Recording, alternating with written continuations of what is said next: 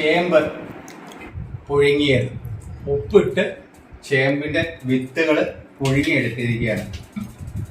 ചേമ്പ് വിത്ത് ഇനി ഏതാണ്ട് തൊലി പൊളിച്ച് നമുക്ക് കഴിക്കാം. ചേമ്പ് പൊളിച്ചെടുത്തിട്ടുണ്ട്. ഇനി കുരുമുളക് ഉപ്പും കൂടെ കൂടി ഇടിച്ചതിനകത്ത് മുക്കി കഴിക്കാം.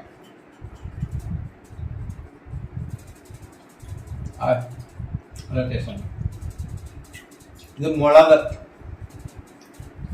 വറ്റൽ മുളക് വറുത്ത് വെളുത്തുള്ളിയും കൂടെ കൂട്ടി ഇടിച്ചിട്ട് അതിൽ വെളിച്ചെണ്ണ ഒഴിച്ച് കലക്കിയതാണ്.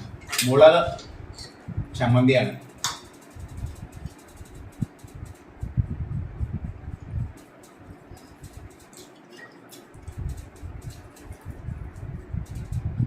ഹായ്, കട്ടൻ ചായ.